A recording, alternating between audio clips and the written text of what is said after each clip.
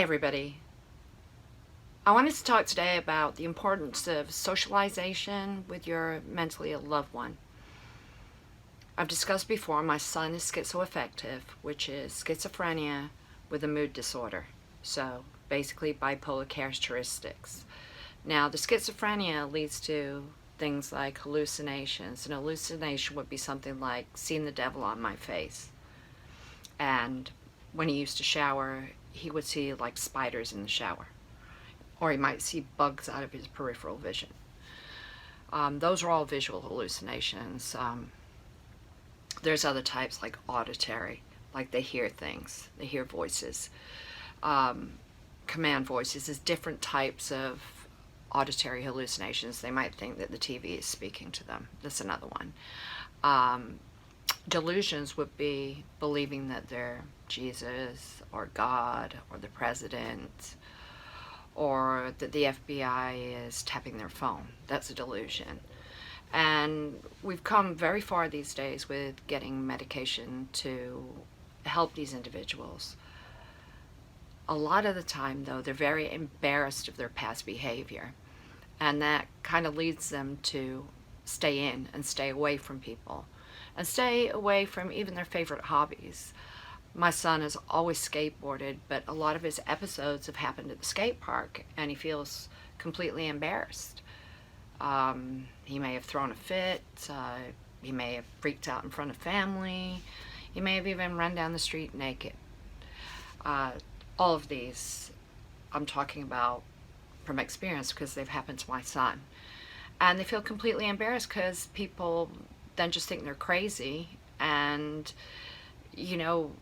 they don't want to associate with them, or your loved one feels like they don't have real friends or family members that care enough to understand that they have a disability and that that is not truly who they are. That is who they are when they're sick. So when I brought Corey back home from the hospital, what I decided to do was get him socialized.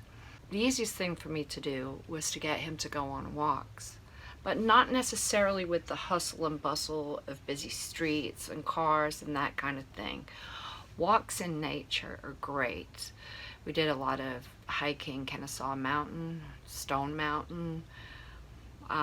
You look at the animals, the deer, the birds, and maybe even listen to the sounds and just draw attention to the different beautiful things in nature. You're out. Both those places are quite busy, so you are around people, but you're not necessarily interacting with people, but you're getting them out. So that's step one. Then I decided what I would do would buy an AMC A-list membership. They're very inexpensive. You can see up to 3 movies a week, so if we felt like going, we could go. And if he just wasn't, he was having issues, or maybe medicine wasn't quite right, then we didn't have to go. But that was something that he really got to enjoying. Again, you're around people, but you're not interacting with people. And then as I started to see he was enjoying these things, I decided, well, let's go for the gusto. Let's go for the Six Flags membership. I'm afraid of roller coasters, so I decided to approach this with facing your fears. And the first few times we went on all the little kids rides, like all the little kids roller coasters. And eventually we decided to just pick a ride that we were both scared of and get on it and do it. And this became a lot of fun. Now we ride all the big rides. And he has certain rides he doesn't like. He doesn't like the things that drop, but neither do my other kids. But now I've become super fearless, so I'll pretty much ride anything. So that's another thing that we really enjoy. And then really basic things, just like going to the grocery store. I would get him to come with me, and we'd plan a recipe. So we would need ingredients. Initially we'd pick them together. But then I got to the point where I would say, you know what, you go get these ingredients and I'll go get these, and then meet me back, in aisle 6. And now he's gotten to the point where he can go grocery shopping for me if I need him to. Another thing that I did was lottery tickets. I'm not a big gambler or lottery type person, but this was something that he really, really enjoyed. So he would get on his bike and go get lottery tickets because he wanted to be a part of that lotto that evening. So just little things like this, you're kind of tricking them into socializing. I mean, if you've got a big family event, that's kind of hard to trick them into. And I really honestly wouldn't spring something like that on them if they're not ready for it, because it can create a tremendous amount of anxiety. So you've got to do things in baby steps. The other thing I tried that initially didn't work was going and walking at a park. Now, the park wasn't the issue because we were on the walking trail and there's lots of people. You know, you got circuit training over here, you got kids at the park here, and you've got the skate park, which was his passion, his love. So I'm walking him by the skate park, but he didn't want anybody to recognize him in case they knew him while he was going through one of his many episodes. So he really was not enjoying that in the beginning when I started to do that. So I steered away, and then we started more doing nature walks. Now, since his last hospitalization, he said, you know what? I'm going to have the courage to go back to the skate park. I've got to face my fears. And he went back, and now he goes there by himself. He's even run into his friends from the past.